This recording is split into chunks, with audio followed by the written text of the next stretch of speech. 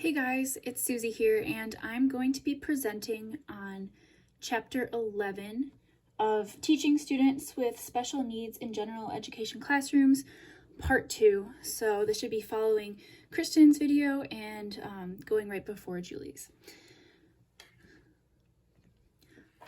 So we're going to start out by talking about special services. And according to the book, special services are provided for students with mild intellectual disabilities and contain annual goals. So those are goals that these students should be reaching each year.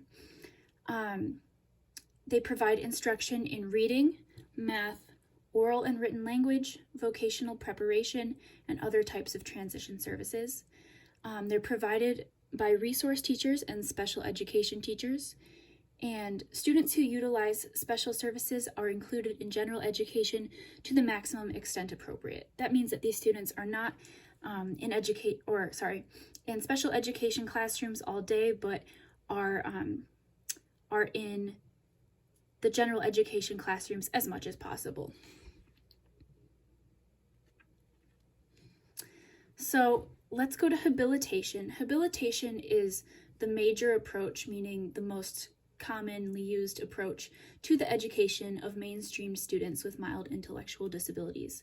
Habilitation focuses on teaching skills necessary for successful adulthood. That means it's not just academic subjects that are learned in everyday school, but these are really like life-structured classes and skills that are taught so that the students can learn how to be successful adults. They focus on the process of becoming capable and qualified and the development of skills that are important for daily life, citizenship, and a future career. Now we're going to talk about transition/career education. So transition and career education is a crucial part of the habilitation process. It includes preparation for careers, homemaking, family relationships, citizenship, volunteering, etc. And so the transition and career education was broken down into 3 major areas of curriculum, including daily living skills, personal and social skills, and occupational skills. And of those 3 major areas, there are 6 major domains of the life skills, which are those 3 areas of curriculum. And those are employment education, home and family, leisure pursuits, personal responsibility and relationships, emotional and physical health, and community involvement.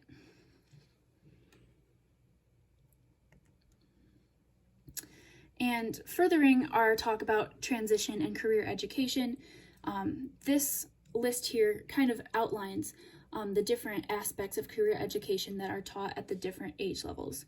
So career awareness is usually started in the kindergarten age and is taught as soon as kindergarten starts and onwards from there.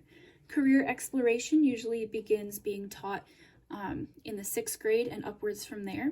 Career preparation can start usually in 6th or 7th grade and be taught anywhere after that. And then career placement, follow-up, and continuing education is usually taught upwards of the 10th grade.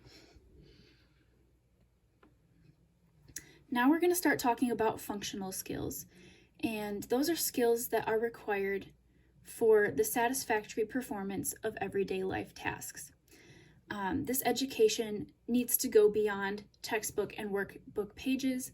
That means it needs to be used outside of the classroom mostly, because that's where some of the most real learning happens, and they need to be skills that the students can use in their everyday lives with problems that they're going to face every day.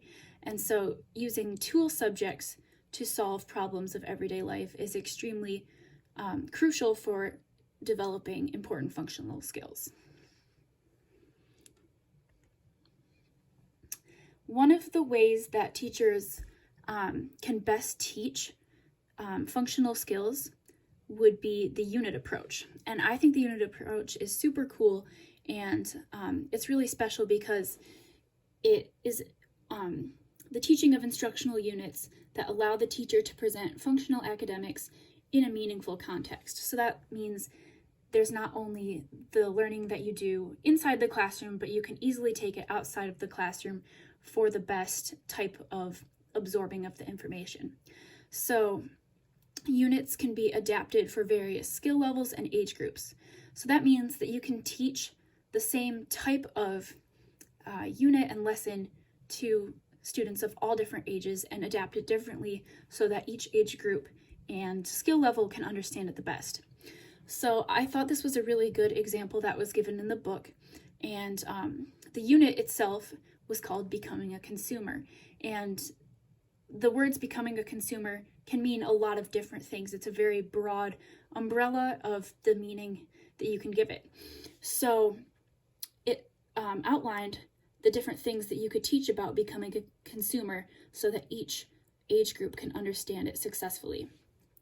So if it's being taught to younger students, identifying coins and bills, adding and subtracting, and making change are all different things that you can teach younger students that all fit under becoming a consumer. Now, when a student gets older and you're teaching it to a more advanced group of students, reading advertisements and installment buying are the next steps that can build off of the knowledge that they learned at a younger age and still fit under the umbrella of becoming a consumer, and all the knowledge can build off of each other and continue the student and help them go forward.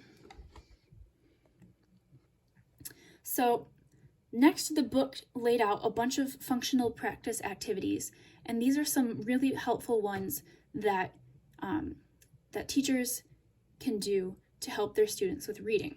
So reading signs that are commonly found in buildings, reading community and student newspapers, menus, schedules for classes, television, buses, etc., advertisements, directions for building models, labels on food, medicine, and clothing. So these are all different things that you can read and that people do read in their everyday lives, and these are great items to practice reading with as a student is preparing to be more involved in the outside world.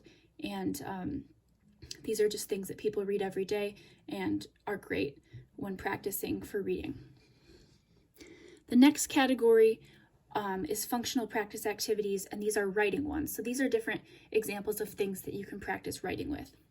Making a shopping or to-do list, leaving a note for a friend, writing an email, writing a postcard, completing an order form, completing a job application form, applying for legal documentation, or meaning like a driver's license or a social security card, and then writing down a telephone message. Again, these are all very practical writing applications that people use in their everyday lives and are wonderful, easy, quick writing activities that teachers can use to help their students advance their writing skills. And lastly, we have functional practice activities that can help out with math skills. And so those include making a purchase, budgeting an allowance or paycheck, comparison shopping, meaning comparing prices or value, using bank accounts, applying for a loan, selecting and preparing food, meaning like food prep and planning for the days and measuring how much you have, which leads into using measurement, things like measuring spoons or scales, anything that deals with those kind of numbers, and then using time. So figuring out how to tell time on different types of clocks and get where you need to be when you need to be there. So these are all excellent ways to learn how math is applied to everyday life, and these are great tools that many teachers use for functional practice. And so that's all that I have for you guys today. Hope you enjoyed the video. Thanks for watching. And Julie's video should be next, and she should be going into part 3 of chapter 11. So yeah, thank you guys.